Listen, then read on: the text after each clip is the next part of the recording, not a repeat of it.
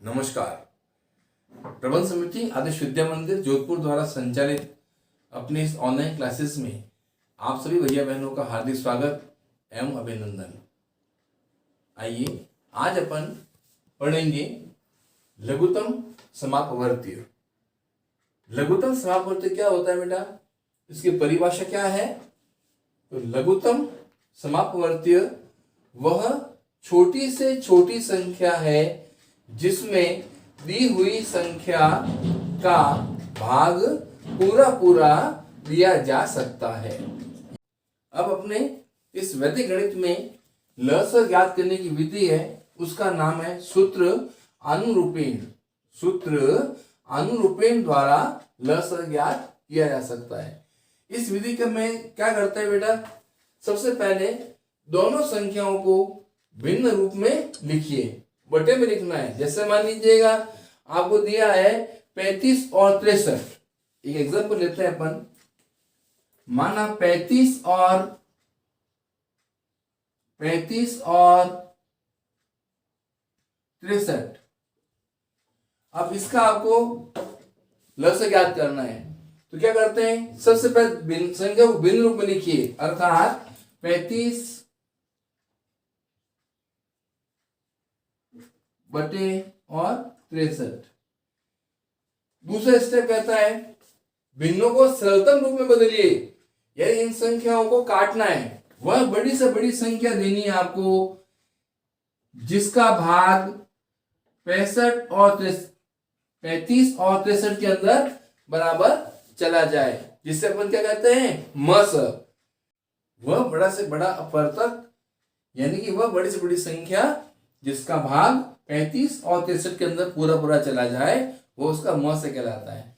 तो बताइए 35 के अंदर किस संख्या का भाग, किस बड़ी से बड़ी संख्या का भाग जो है वो इसमें जाएगा, तो वह संख्या है 7। अर्थात 7 पंजे 35 और 7 नम 63। अर्थात ये कट गया, किससे कट गया बेटा, 7 से। 7 बजे 35 और 7 नम 63। अब भिन्नों के सरलतम रूप को तिर्यक गुणा कीजिए। अब इसका तिर्यक गुणा करना है, तिरछा गुणा करना है। अर्थात 35 को किससे गुणा करोगे बेटा आप, 9 से, और 63 को किससे करोगे, 5 से। करो भाई, कितना आता है, 5 नम 45, हासिल की 4, 3 नम 27 और 4 31, 315। 5 3 15, हासिल की 1, 6 पंजे 30 और 1 31, यानी कितना आया, 315। अतः 35 और 63 का जो है, देखो 35 और 63 का जो लस है वो क्या आएगा, 315।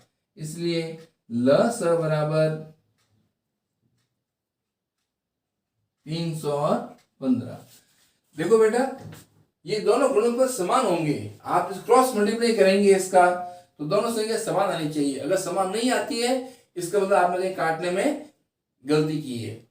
तो इस प्रकार से अपन ये लस जो है वो अपन किन्हीं भी दो संख्याओं को ज्ञात कर सकते हैं। अगला मेरा प्रश्न, क्या अपन दो संख्याओं का ही लस निकाल सकते हैं या दो से अधिक संख्याओं का भी ज्ञात कर सकते हैं? बोलिए। हम 2 या 2 से अधिक संख्याएं, 3 या 4 अंक तक की संख्याओं का अपन लस ज्ञात कर सकते हैं। 4 से अधिक भी हो सकता है। देखिए वो कैसे निकालते हैं। अभी तो हमने 2 संख्याओं का निकालना सीखा है, अब हम सीखेंगे 3 अंकों का निकालना। वो देखिए, जैसे 48 64 80, 48 64 और मान लीजिए 80, इसका लस निकालना है आपको। तो कैसे निकालेंगे? तो पहले अपन क्या करेंगे, पहले अपन किन्हीं दो संख्याओं में निकालेंगे। अब जैसे अपन 48 और 64 इसका निकालेंगे, तो आप देखिए वह सबसे बड़ी से बड़ी संख्या जिसका भाग इसके अंदर दोनों में चला जाए, वह संख्या है 16।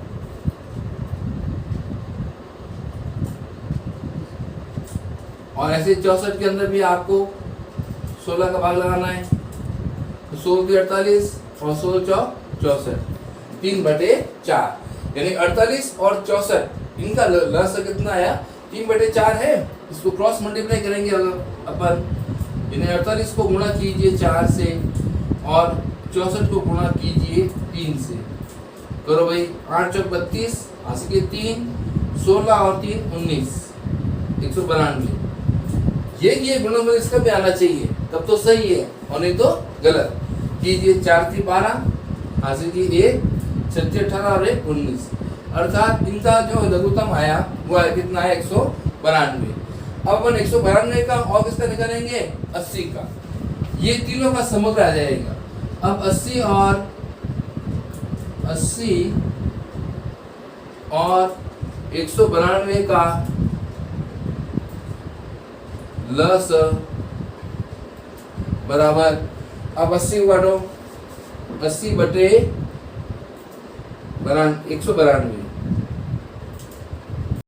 बहुत बड़ी से बड़ी संख्या होगी 16, अर्थात 16 पंजे 80 और 16 को 12 से गुणा करेंगे तो अपन तो है 192। अगर ये संख्या को मालूम नहीं चल रही है तो आप पहले 80 और 192 का मस ज्ञात कर सकते हैं। वो मस कितना आएगा, 16। अब अपन 80 को किससे गुणा करेंगे, 12 से। 80 को गुणा करेंगे अपन 12 से, और 192 को करेंगे अपन वो है 5 से।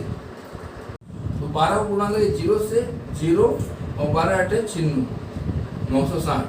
ऐसे ही इसको गुणा करेंगे आप तो 5 दूनी 10, 80 की 1, 9 पंजे 45 और 1 6 80 की 4, 5 4 9, कितना आया, 960।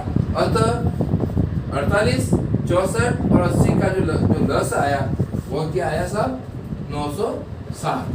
ये इसका क्या आया बेटा, उत्तर। यानी आप पहले दो संख्या निकालेंगे, दो संख्या में जो लस आया उसका फिर 30 संख्या का लस निकालेंगे। इसी प्रकार 4 संख्या को भी आप निकाल सकते हैं, पहले दो संख्या का निकालिए, फिर दो संख्या का निकालिए, फिर उन दोनों का निकालिए। इस विधि से अपन 4 संख्याओं तक का भी अपन ज्ञात कर सकते हैं। आशा है आपको आज का ये वीडियो पसंद आया होगा। इस प्रकार से अपन हमने आज लघुत्तम समापवर्ती ज्ञात करने की विधि यानी सूत्र अनुरूपणी विधि द्वारा लघुत्तम समापवर्ती ज्ञात करने की विधि का अपन ने अध्ययन किया। आपको समझ आया होगा। धन्यवाद। जय हिंद, जय भारत।